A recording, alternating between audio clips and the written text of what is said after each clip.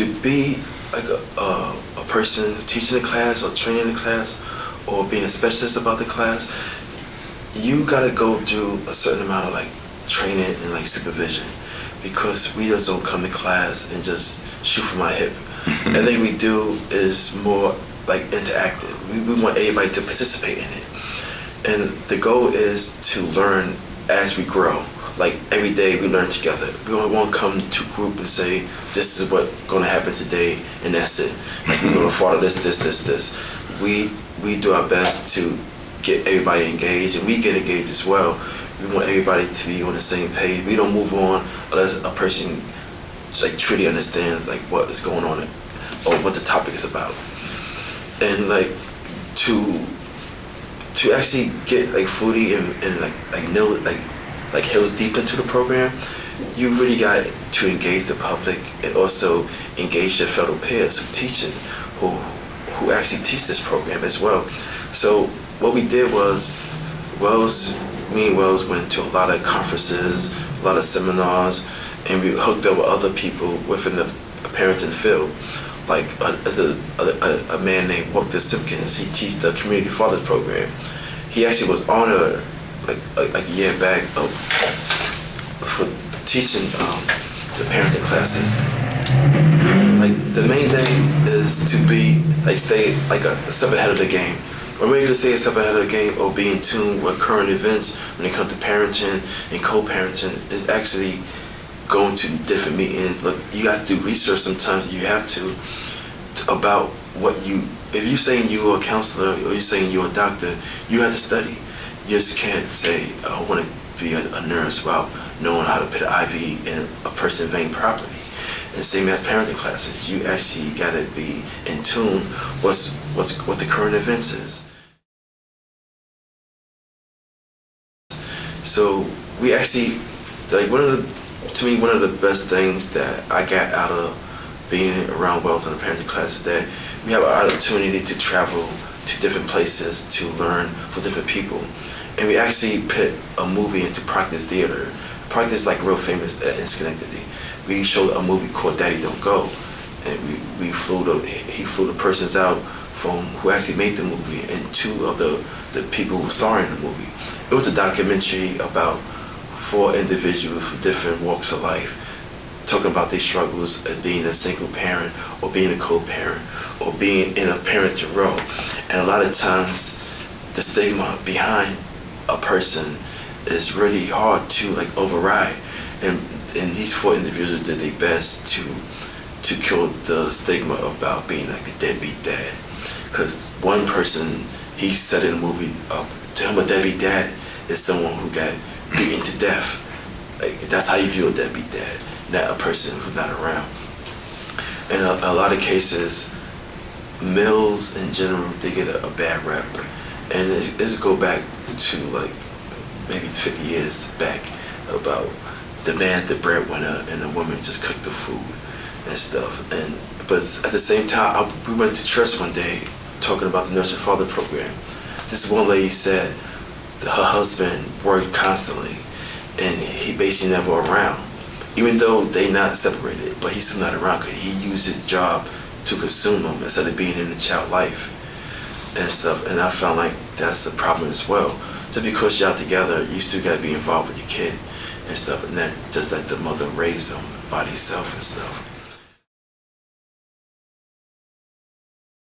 The online training that it did was awesome because it was interactive. It was a module, like 3 modules that I had to read and study, then I take the test at the end of it. And every time I read the module, I would have to read it again because like, whoa, like there's so much stuff out there that a person don't know about, like simple stuff, like how to like properly co-parent. It's like more of a give and take. It's not like if I say sit down, since I say sit down, it's sit down, but it's really about coming together as a unit and kind of plan, like how you plan, like how you pay bills. You got to plan everything out and just instead of just saying this is what it's going to be. It's like so many different stuff that a person don't realize when it comes to a relationship that it's really a give and take relationship and stuff. It's like so much stuff out. If so much information out there to really say I'm good when it comes to like learning what I need to learn about teaching. I was more eager to do it than more eager to say, oh my God.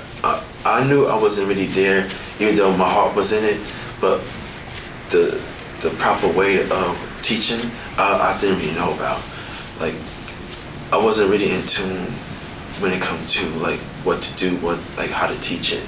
And working that module, it really helped me to see like how to run a class, like what to do, what to say.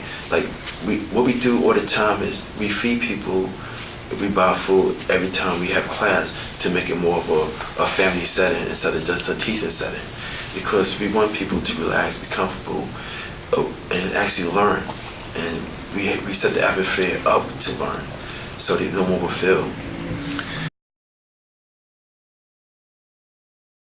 It was overwhelming to see like 100,000 people in one building. It seemed like the building was so packed. All these different people, all these different like professors, doctors, doctrines, master's degree level people, and they all doing the same thing, working for the betterment of people as a whole. I heard so many people talk, and everything that people said just inspired me to say this is something that should be like worldwide instead of not in like a building. Like every building should have some type of a vessel where a person could grow as a father or a co-parent.